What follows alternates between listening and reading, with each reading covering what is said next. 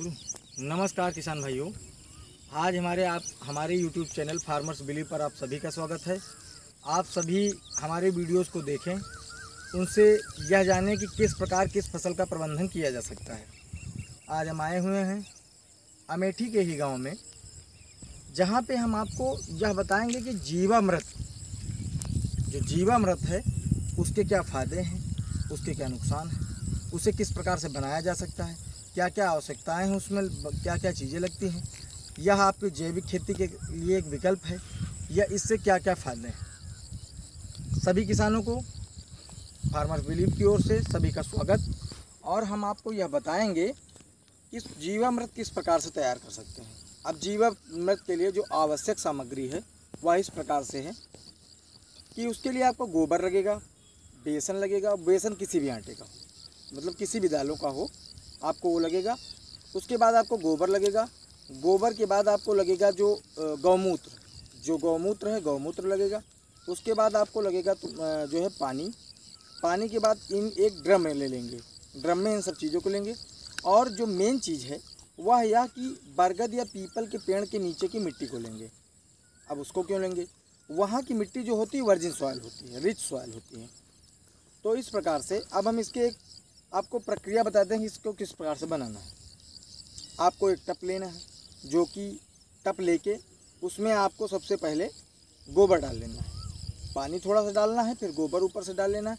करीब 10 किलो, अगर आप 200 लीटर का जीवामृत तैयार कर रहे हैं तो 10 किलो आप 10 किलो आप ले लीजिए गोबर को आप उस टप में डाल लीजिए। टप में डालने के उपरांत उसमें आप जो है गुड़ का पानी, मतलब गुड़ को घोल के पानी बना लीजिए।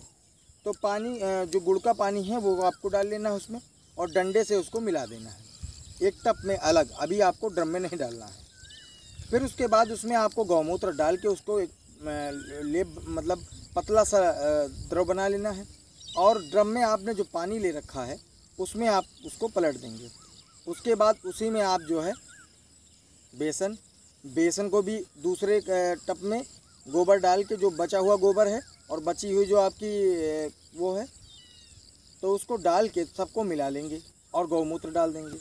करीब 10 लीटर गौमूत्र, 10 किलो गोबर और 2 किलो आपका गुड़ और करीब 5 से 7 किलो आपका बेसन, ये हो गया। और जो आपको बरगद या पीपल के नीचे की मिट्टी लेने को कहा जाता है वह इसलिए क्योंकि वह रिच सॉइल होती है, उसमें पोषक तत्वों की भरमार होती है। क्योंकि जो पत्तियां गिरती रहती हैं वो वहीं सड़कर वो कंपोस्ट के रूप में बदलती रहती हैं। उसी मिट्टी को हम ले लेते हैं और उसमें डाल लेते हैं। डालने के पश्चात उसे हिला देते हैं, और इतना हिलाते हैं कि वह एक पूरा जो मिश्रण है वह सभी आपस में मिल जाए। तो वह एक 200 लीटर का ड्रम होता है जिसमें यह सारी प्रक्रिया की जाती है। उसके पश्चात हम उसको क्या करते हैं कि हम उसको एक छोटे से मशीन के ऊपर कपड़ा डाल के या एक छन्नी रख के मशीन के अंदर भर लेते हैं। अब हमारी जो भी फसल बोई है हम उस पर छिड़काव कर सकते हैं। हमारा कीटों रोगों से इसका लड़ने में जीवामृत जो है वो 100% काम करेगा। कीट और रोग से आपकी फसल बच रहेगी। तो इस प्रकार से जीवामृत क्या हुआ कि आपका एक जैविक संसाधन हुआ। आप जैविक खेती की कल्पना को साकार कर सकते हैं, क्योंकि आप जीवामृत को बनाकर आप इसको प्रयोग करें। और जीवामृत के कई फ़ायदे हैं। जैसे आपको एक तो सबसे पहली बात, किसान की जो जेब है उस पर खर्च नहीं पड़ेगा।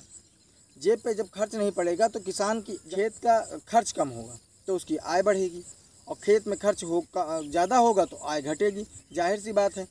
तो आप किसान क्या करें कि जीवामृत बना ले, तो उसको कीटनाशकों और ये जो रोगनाशक हैं इनसे छुटकारा मिल जाएगा काफ़ी हद तक। उसके बाद जो आपकी फसल होगी उस पर गोबर की मात्रा भी जाएगी। गोबर की मात्रा जाने से क्या होगा कि वो आपकी कंपोस्ट के रूप में फसल आपको ले लेगी। उसमें आपके गुड़ भी रहेगा। अब गुड़ क्या करता है, सबसे पहले आप समझिए कि बेसन क्यों डाला जाता है। बेसन इसलिए डाला जाता है कि वह फर्मेंटेशन करे, किण्वन कर ले।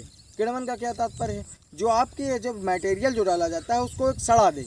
जो सड़ाने का तात्पर्य यह है कि सड़ा देगा तो वह एक अच्छा कार्य करेगा। तो कितने दिनों में आपका जीवामृत बन के तैयार हो जाता है? तो जीवामृत आपका लगभग 4 से 5 दिनों में ही खेत में प्रयोग हो तैयार हो जाता है। तो तैयारी के लिए आपको क्या करना है कि उन 4 दिनों में लगातार उस 200 लीटर के ड्राम में एक डंडा डालकर, एक लाठी डालकर उसको हिलाते रहें। 3 से 4 बार दिन में, मतलब 4 दिनों में आपको करीब 20 से 25 बार या 12 से 14 बार हिलाना है। हिला के तो उसे हिलाने से क्या होगा कि वो आपका बराबर मिलता रहेगा। तो बाद में उसे आप अपने खेतों में चाहे जिस प्रकार से इस्तेमाल कर लें, वो आपको बहुत फ़ायदा देगा। इस प्रकार से क्या हुआ कि जैविक खेती की जो परिकल्पना है हम उसे पूर्ण कर पाएंगे। तो कुल मिला के जो जीवामृत की जो सामग्री है वो मैंने आपको बता दी। जीवामृत किस प्रकार से उपयोगी होगा, जीवामृत के लाभ क्या हैं, हानियाँ इससे विशेष कुछ नहीं हैं, एक आध हानियाँ फिर रहती ही हैं, लेकिन जो है लाभ इसके 100% ही हैं।